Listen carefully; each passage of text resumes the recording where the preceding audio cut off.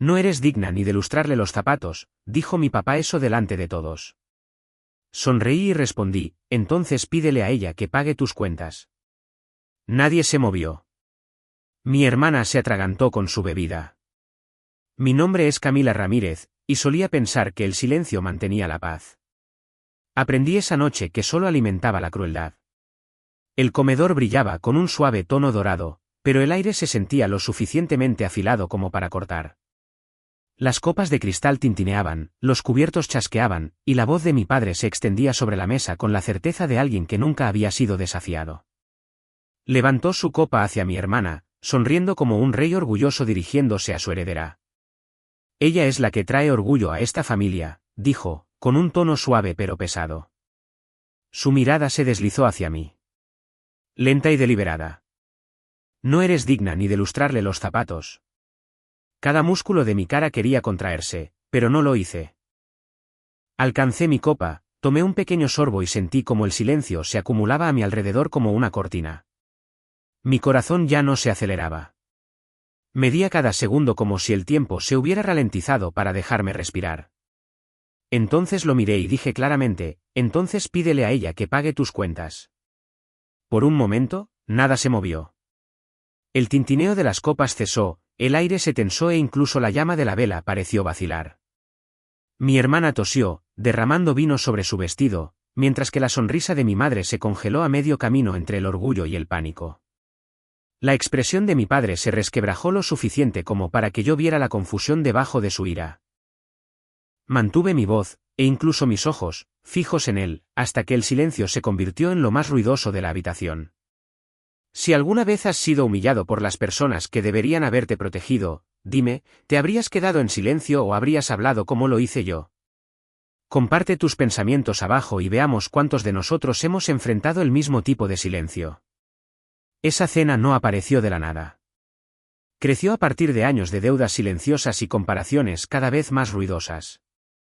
Cuando imagino mi infancia ahora, se siente como una película que vi demasiadas veces pero en la que nunca fui la protagonista. Siempre fui la figura silenciosa sentada al borde de cada fotograma mientras mi hermana, Elena, estaba en el centro bajo una luz que nunca se desvanecía. En la escuela primaria, trabajé duro y gané pequeños concursos de ciencias, obtuve calificaciones perfectas y coleccioné filas ordenadas de certificados. Aún así, siempre desaparecían en los cajones de casa, mientras que los dibujos más simples de Elena se colgaban con orgullo en el refrigerador. A papá le gustaba decirle a cualquiera que quisiera escuchar que ella había nacido para liderar, mientras que yo era simplemente la chica que se escondía detrás de una pantalla de computadora. Su voz contenía orgullo, no crueldad, y eso, de alguna manera, lo empeoraba.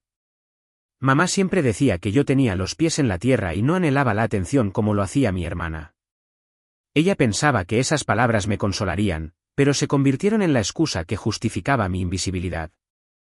En las reuniones familiares, la misma historia se repetía como un bucle que nadie quería detener. Elena hablaba de clientes, proyectos o su ascenso imaginado, pintándose a sí misma como alguien que el mundo ya debería conocer. Los parientes asentían, su admiración resonando por la habitación. Nadie me notaba limpiando platos o poniendo la mesa. Me convertí en la parte silenciosa del fondo, el tipo de persona cuyo nombre la gente olvida a mitad de conversación. Me mantenía ocupada con las tareas y la lectura, convenciéndome de que la invisibilidad era una elección. Me decía a mí misma que centrarme en lo que importaba me protegería de la decepción. En la escuela, yo era la confiable, la estudiante en la que los profesores confiaban para organizar materiales o quedarse hasta tarde para terminar proyectos. Confiable sonaba amable hasta que aprendí que también significaba olvidable. La gente asumía que no necesitaba reafirmación porque nunca la pedía. Observaba a Elena moverse por la vida como un huracán de encanto y ruido mientras yo construía mi pequeño refugio de calma y silencio. La comparación no dolió de golpe. Se hundió lentamente, como el agua a través de la piedra.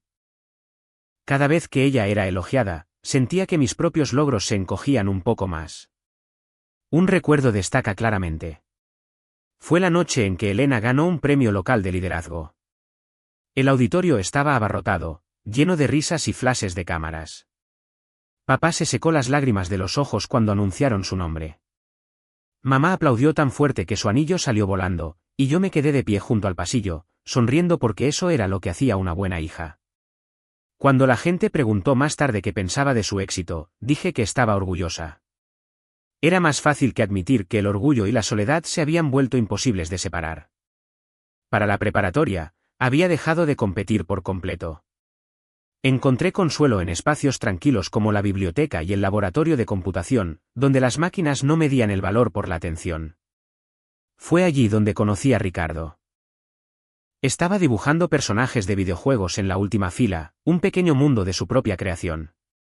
Cuando se dio cuenta de que me quedaba hasta tarde para arreglar un programa que se había colgado, se inclinó y dijo: «La confianza no necesita aplausos para ser real». La frase sonaba simple, pero sentí como si alguien finalmente hubiera hablado en un idioma que entendía. Empezamos a hablar después de clase sobre música, libros y el tipo de vidas que queríamos algún día, vidas construidas sobre la paz en lugar de la aprobación. Ricardo nunca intentó arreglar mi silencio. Simplemente lo vio. Lo trató como algo que valía la pena conservar, no como algo roto. Esa revelación se quedó conmigo mucho después de que terminara el año escolar. Fue la primera vez que alguien había mirado más allá del reflejo del foco de mi hermana y había visto a una persona de pie detrás de él. Incluso ahora, cuando recuerdo esos años, el olor a polvo de tiza y el zumbido de las luces del aula regresan de golpe. Me recuerdan cuánto tiempo me llevó entender que el amor construido sobre la comparación no es amor en absoluto. Esa frase que dijo Ricardo todavía vive en mí, incluso después de que mi propia casa dejara de sentirse como un hogar. La edad adulta llegó silenciosamente, llevando el rostro de la responsabilidad. Cuando comencé mi primer trabajo a tiempo completo en una pequeña firma de diseño en Ciudad de México, creí que estaba entrando en la libertad. Lo había soñado durante años, el momento en que finalmente podría valerme por mí misma, tomar mis propias decisiones, construir una vida moldeada por el esfuerzo y no por la comparación. Lo que no me di cuenta fue que la libertad podía parecerse mucho a la servidumbre cuando las personas que amas comienzan a depender de ti para mantenerse a flote. Comenzó con cosas pequeñas. Una tarde, mamá llamó y dijo que la factura de la electricidad había sido más alta de lo habitual. Sonaba avergonzada, así que le dije que no se preocupara y le transferí el dinero esa noche. Una semana después, mencionó las reparaciones del coche de papá. Luego fueron las compras, el seguro, y en poco tiempo, enviaba dinero todos los meses sin que me lo pidieran. Se volvió automático, como pagar el alquiler o los impuestos. Papá me dijo que Elena estaba construyendo algo grande y que solo necesitaba un poco de ayuda para lanzar su marca. Le creí porque quería hacerlo. Quería pensar que estaba haciendo lo correcto. Mi salario no era mucho, pero aprendí a estirarlo. Cada cheque de pago, hacía 2 listas, una para las facturas y otra para mis padres. Alquiler, electricidad, compras, transferencia. Nunca fallé un mes. Dejé el café, me salté las cenas fuera y les dije a mis compañeros de trabajo que prefería los fines de semana tranquilos. Me convencí de que no necesitaba vacaciones ni ropa elegante. Mientras tanto, mi hermana publicaba fotos desde complejos turísticos de playa con leyendas como, trabajando duro, recompensándome más duro.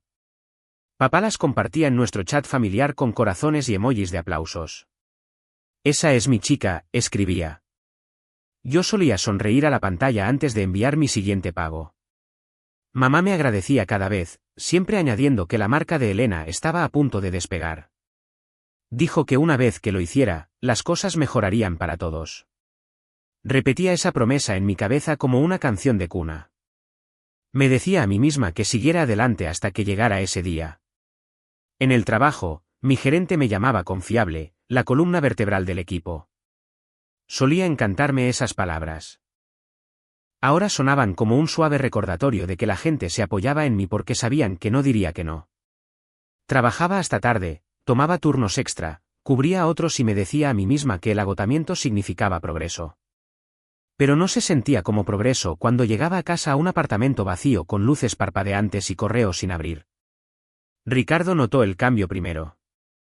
Una noche, abrí mi aplicación bancaria en lugar del menú de la cena. Él se sentó al otro lado de la mesa, observándome desplazarme por números que nunca parecían crecer. No estás ayudando a tu familia, dijo en voz baja. Los estás manteniendo. Estás manteniendo a todos los demás de pie mientras tú te estás cayendo. Su voz no era de enojo, pero golpeó más fuerte que cualquier discusión podría haberlo hecho. Me reí, lo descarté y dije que estaba exagerando, pero por dentro, sabía que tenía razón. Pasaron las semanas y el patrón se profundizó. Papá necesitaba un nuevo calentador de agua. La medicación de mamá aumentó. Elena dijo que no podía pagar el alquiler porque tenía que reinvertir en su negocio. Lo cubrí todo. Nunca preguntaron cómo me las arreglaba. Y yo nunca ofrecí la verdad, que estaba contando monedas al final de cada mes. Cuando le conté a Ricardo sobre el último gasto, simplemente me miró y preguntó, ¿cuándo fue la última vez que hiciste algo por ti misma? No pude recordarlo. Hubo momentos en los que quise parar, pero cada vez que lo intentaba, la culpa llenaba el espacio donde debería haber estado la paz. Me decía a mí misma que la familia significaba sacrificio, que las cosas mejorarían, que el amor requería resistencia. Era más fácil creer eso que enfrentar la verdad, tenía miedo de decepcionarlos. Elena me visitaba a veces, siempre vestida elegantemente, llevando bolsos de diseñador que sabía que había ayudado a pagar indirectamente. Me abrazaba y decía, siempre has sido la estable. Nunca podría hacer lo que tú haces. Yo sonreía porque era más fácil que preguntar por qué ella nunca lo intentaba. Cuando se iba, mi apartamento se sentía más silencioso que antes, y me di cuenta de que el silencio podía pesar más que la ira. Ricardo se impacientaba. Amaba mi amabilidad, pero odiaba la forma en que me estaba agotando. Una noche, después de que me disculpara por perderme la cena de nuevo, dijo, «Crees que la responsabilidad te salvará, pero es lo que te está ahogando». Sus palabras se quedaron conmigo durante toda la noche. Me quedé despierta mirando al techo, sintiendo el peso invisible de cada transferencia, cada mensaje de gracias, cada expectativa no expresada presionando mi pecho. Aún así, seguí adelante. Me dije a mí misma que mientras siguiera trabajando duro, todo se equilibraría. Quizás el negocio de Elena finalmente tendría éxito. Quizás mis padres estarían lo suficientemente orgullosos como para verme a mí, no solo lo que les daba. Me aferré a ese pensamiento cada mañana cuando preparaba café y abría mi hoja de cálculo de presupuesto. Entonces, una mañana, la pantalla me devolvió números que ya no tenían sentido. El saldo era demasiado bajo. Revisé de nuevo, segura de que había calculado mal, pero no era así. Por primera vez, las matemáticas se negaron a mentirme. Hasta que una mañana, las matemáticas dejaron de cuadrar. La mañana que revisé mi cuenta, no estaba buscando problemas. Solo estaba pagando facturas, medio despierta, desplazándome por números que generalmente contaban la misma historia. Pero esa mañana, algo estaba mal. Mi saldo era más bajo de lo que debería haber sido. Fruncí el ceño, actualicé la página, y allí estaba, una transacción que no reconocía. Depósito nupcial de Elena. Se me cayó el alma a los pies. Miré las palabras de nuevo, esperando haberlas leído mal. La fecha coincidía con el viernes pasado. La cantidad era casi todo mi sueldo. Mi corazón comenzó a acelerarse, un pulso martilleando en mis oídos. Sabía que no había hecho ese pago. Respiré hondo, tomé mi teléfono y llamé a mamá. Respondió al tercer timbre, su voz alegre, casual, como si todo estuviera bien. Hola, cariño. ¿Qué tal el trabajo? No me molesté con charlas triviales. Mamá, ¿por qué hay un pago para la boda de Elena saliendo de mi cuenta? Hubo una pausa, luego una risa suave, del tipo que usaba cuando quería hacer que algo sonara inofensivo. Ah, eso. No te preocupes, corazón. Solo tomamos prestado un poco de tu cuenta para el depósito. Tú tienes un trabajo estable, y Elena ha estado bajo mucha presión últimamente. Sus palabras me cayeron como un balde de agua fría. ¿Lo tomaron prestado?, repetí, tratando de estabilizar mi voz, sin preguntarme. Otra pausa. Podía oír el sonido de un televisor de fondo, el débil zumbido de comodidad que contrastaba con la tormenta que se levantaba en mí. Todo queda en familia, dijo finalmente. Lo devolveremos el próximo mes. Siempre has sido tan responsable, Camila. Podemos contar contigo. No respondí de inmediato. Mis manos temblaban, y presioné mi pulgar contra el teléfono para evitar que se me resbalara. Quería gritar, exigir que devolvieran cada centavo. Pero también sabía que gritar no cambiaría quiénes eran. Había sido la confiable durante tanto tiempo que ya no lo veían como amabilidad. Lo veían como un deber. Cuando mamá preguntó si todavía estaba allí, dije que tenía que irme y terminé la llamada. Durante mucho tiempo, me senté en silencio, mirando la pantalla. Mi reflejo en el cristal oscuro parecía tranquilo, pero sentía el pecho pesado, como si algo dentro de mí se hubiera roto. Abrí el historial completo de transacciones y me desplacé por meses de pagos. Supermercados, facturas de servicios públicos, reparaciones de coches, y luego retiros más pequeños etiquetados como apoyo familiar. Cada uno, un recordatorio de la lenta erosión que había ignorado. Pero este era diferente. Un depósito de boda no era una emergencia. Era una celebración. Y la habían pagado con mi agotamiento. En el trabajo, traté de concentrarme, pero cada correo electrónico se veía borroso. Cuando Alejandra pasó por mi escritorio, lo notó de inmediato. Parece que has visto un fantasma, dijo, medio en broma. Dudé, y luego le conté todo, cómo mis padres habían usado mi dinero, cómo lo llamaban préstamo, cómo ya no sabía ni qué decir. Escuchó sin interrumpir, su expresión endureciéndose con cada palabra. Cuando terminé, se inclinó hacia adelante. Camila, eso no es ayudar. Están viviendo de la culpa que sientes. Quise discutir, defenderlos, pero las palabras no salían. En el fondo, sabía que tenía razón.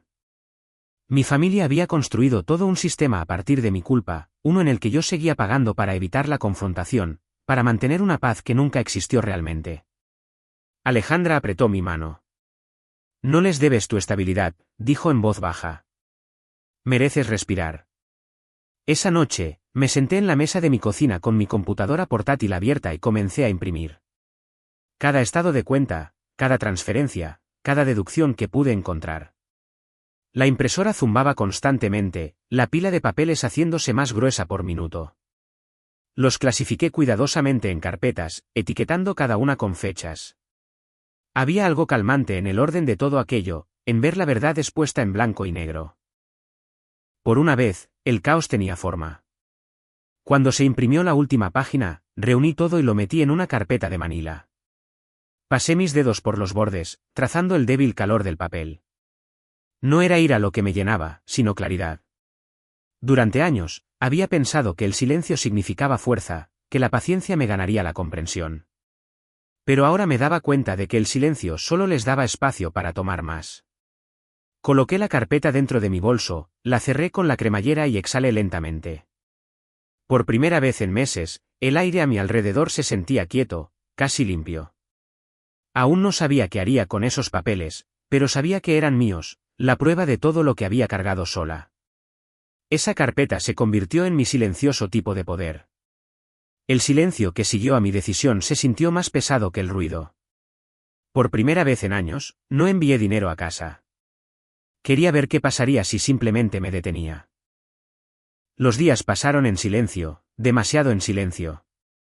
Cada vez que mi teléfono vibraba, sentía que se me oprimía el pecho, esperando el inevitable mensaje que preguntaría dónde estaba el pago. No llegó ninguno. No al principio. Al final de la semana, mi teléfono finalmente sonó. El nombre de papá apareció en la pantalla. Lo miré por un momento antes de contestar. Su voz era firme, cortante, como si hubiera estado ensayando.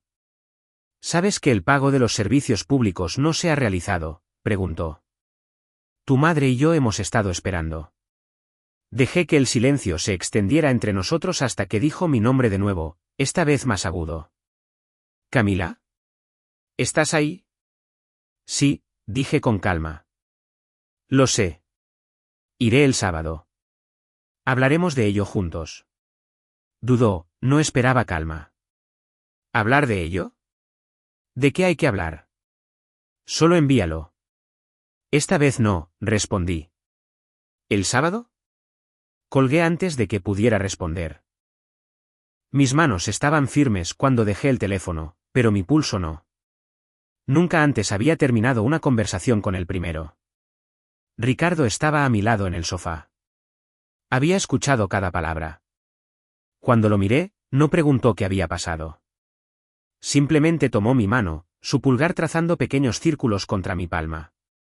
Estás haciendo lo correcto, dijo en voz baja. Han confundido tu silencio con permiso. Tal vez es hora de que escuchen. Su voz no contenía ira, solo convicción. Esa noche, abrí la carpeta de nuevo. Los papeles dentro estaban ordenados, precisos, alineados, como una historia contada a través de números. Cada página llevaba la prueba de un retiro, una transferencia o un favor disfrazado de amor.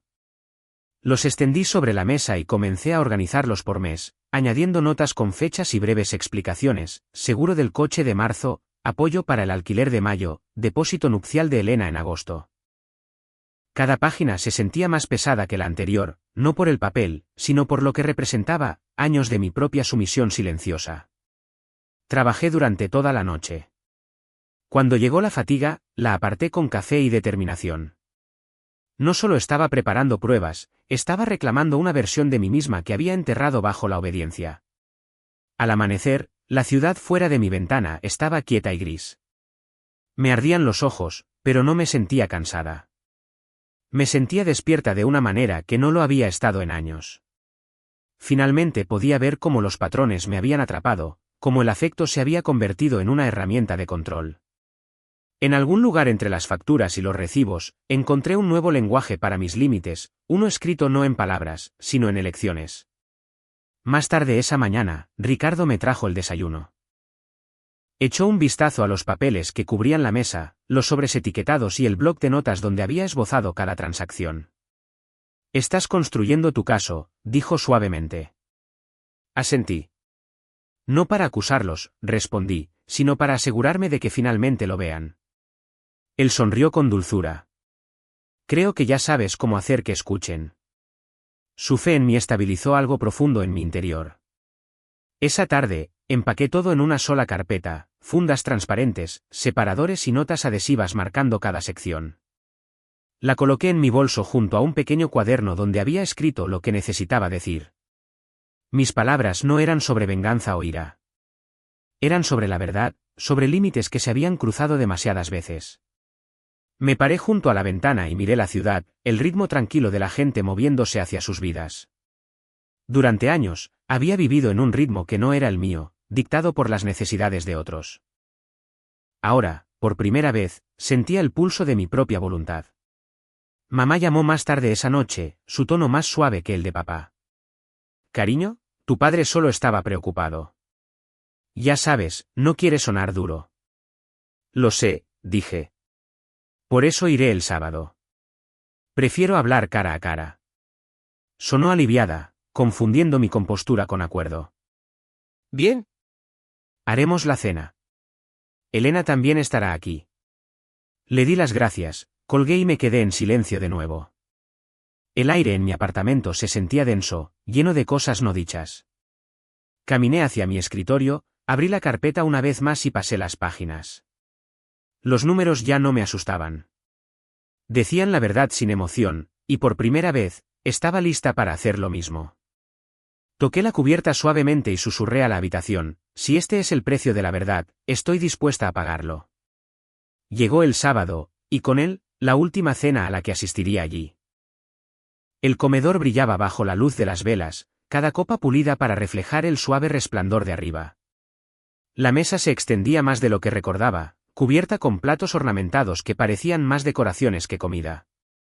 Mi madre se había superado, como siempre, asegurándose de que cada tenedor estuviera alineado y cada servilleta doblada con precisión. Elena se sentó frente a mí con un vestido blanco que atrapaba la luz con cada movimiento, su cabello arreglado como si asistiera a una gala en lugar de a una cena familiar. Estaba radiante, y lo sabía. Tan pronto como se sirvió el primer plato, comenzó a hablar. «¿Vieron todos la revista?», dijo, inclinando la cabeza ligeramente para que la luz besara su perfil. Me pusieron en la portada de la edición de moda local. La entrevista fue muy halagadora. Mi padre se reclinó, el orgullo pesado en su voz. «Esa es mi chica. Siempre tuviste esa chispa. La gente te nota». Mamá sonrió como si esas palabras también fueran suyas, asintiendo. Trabajó duro para conseguirlo, cariño. Podrías aprender algo de tu hermana, Camila. Corté un trozo de carne de mi plato, masticando lentamente. El sonido de la plata contra la porcelana llenó el espacio donde debería haber estado mi respuesta. No levanté la vista. Había venido preparada para escuchar primero. Elena se rió suavemente, echando el cabello hacia atrás. Oh, no seas tan callada, Camila. Lo volverás a poner incómodo. Mantuve mis ojos en mi plato. La voz de mi padre cortó la risa, más fría que el vino que se enfriaba junto a su mano. No eres digna ni de lustrarle los zapatos. El aire se detuvo. Incluso las velas parecieron vacilar. Levanté la vista, encontrando sus ojos. Entonces pídele a ella que pague tus cuentas. La habitación dejó de respirar. Por un segundo, nadie se movió. Luego Elena se atragantó con su vino, tosiendo mientras una mancha roja florecía sobre el blanco de su vestido. Mamá se congeló, una mano suspendida sobre la mesa, sin saber si consolarla o regañarme. El rostro de papá se oscureció, un lento y desconocido tono de furia. Dejé mi tenedor, metí la mano suavemente en mi bolso y saqué la carpeta. El papel dentro estaba cálido por el toque de mis manos, ligeramente arrugado en los bordes. Sin una palabra, la abrí y puse los documentos sobre la mesa, estados de cuenta, recibos, el depósito nupcial, transferencias marcadas como gastos familiares. Cada hoja aterrizó con un sonido suave, como gotas de lluvia contra agua quieta. Los ojos de mi padre siguieron los papeles, la confusión parpadeando hasta convertirse en reconocimiento. Los labios de mi madre se separaron, pero no salió ningún sonido. Elena se secaba el vestido manchado, su brillo anterior reemplazado por una pálida inquietud. No necesité explicar. Los números hablaban más claramente de lo que yo podría haberlo hecho. Junté mis manos, sintiendo cómo el leve temblor se desvanecía de mis dedos. El silencio se prolongó, pesado y vivo, tragándose cada pretensión que había mantenido unida a esta familia. Nadie se atrevió a tocar su comida. Nadie se defendió. Era como si la verdad hubiera llenado la habitación tan completamente que las palabras no podían existir. Los miré a cada uno de ellos, la boca temblorosa de Elena, los ojos abiertos de mamá, la mandíbula apretada de papá, y por primera vez, no me sentí pequeña. El silencio entre nosotros ya no era vacío. Era reconocimiento. Reuní los documentos restantes en una pila ordenada, los deslicé hacia el centro y me recliné. Mi corazón estaba tranquilo. No quedaba nada por decir, y sin embargo, todo se había dicho. Ese silencio fue la primera paz que había escuchado en esa casa. 2 semanas después de esa cena, empaqué lo que poseía en 3 cajas y me fui. No hubo gritos, ni confrontación, solo el sonido del motor de mi coche resonando contra la calle vacía mientras conducía hacia Veracruz. Ricardo me esperaba allí, ayudándome a descargar en un pequeño apartamento con pintura descascarada y una luz solar que se extendía por el suelo de madera cada mañana. No era mucho, pero se sentía como la libertad disfrazada de simplicidad. La primera noche, dormí sin revisar mi teléfono. Sin llamadas perdidas, sin culpa esperando en la pantalla. Por primera vez, el silencio significaba paz, no castigo. Los días se convirtieron en semanas. Ricardo y yo nos instalamos en un ritmo hecho de pequeñas cosas, café preparado exactamente como me gustaba, largos paseos por el malecón, cenas tranquilas donde hablábamos de todo y de nada a la vez. Encontré un nuevo trabajo en una firma de diseño en el centro. El sueldo era decente, pero lo que más importaba era la calma que venía con ganar algo que me pertenecía por completo. 2 meses después, el mundo del que me había alejado comenzó a desmoronarse. Comenzó con un titular que apareció en la tableta de un compañero de trabajo, influencer local bajo investigación por patrocinios fraudulentos.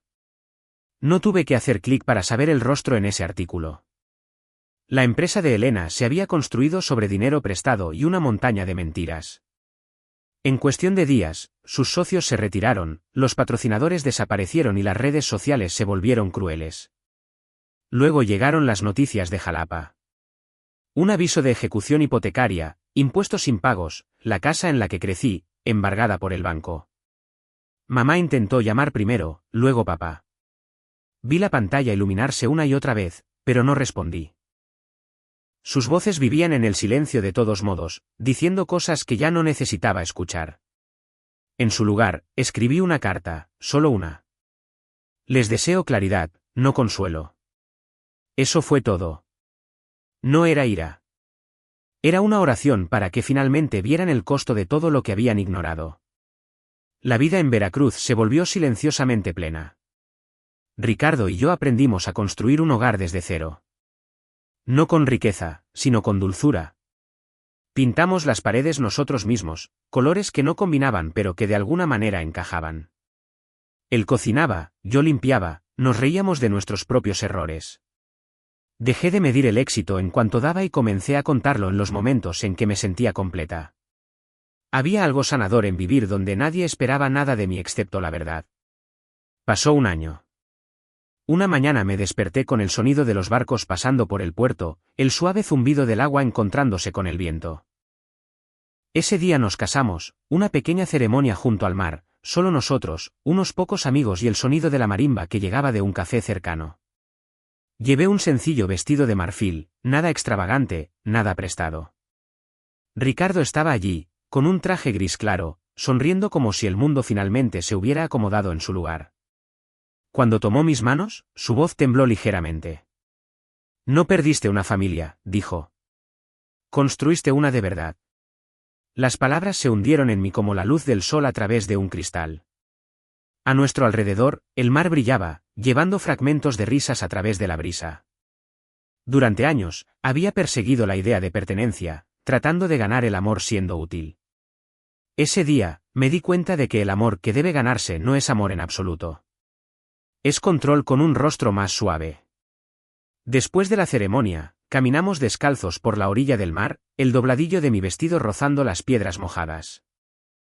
Pensé en mi antiguo hogar, el eco de la voz de mi padre, los suspiros preocupados de mi madre, la risa de Elena que siempre parecía demasiado fuerte.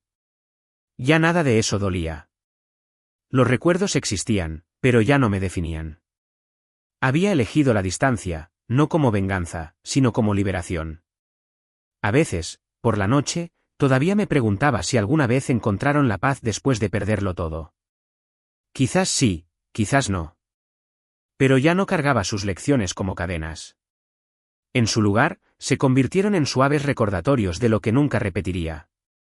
Mientras el sol se ponía esa tarde, Ricardo y yo nos quedamos mirando las luces de la ciudad ondular en el mar. Él pasó su brazo a mi alrededor, y durante mucho tiempo, no hablamos. El silencio entre nosotros ya no era pesado. Era hogar. Gracias por ver este vídeo. No olvides darle me gusta y suscribirte al canal de Secretos Revelados para no perderte las últimas historias emocionantes.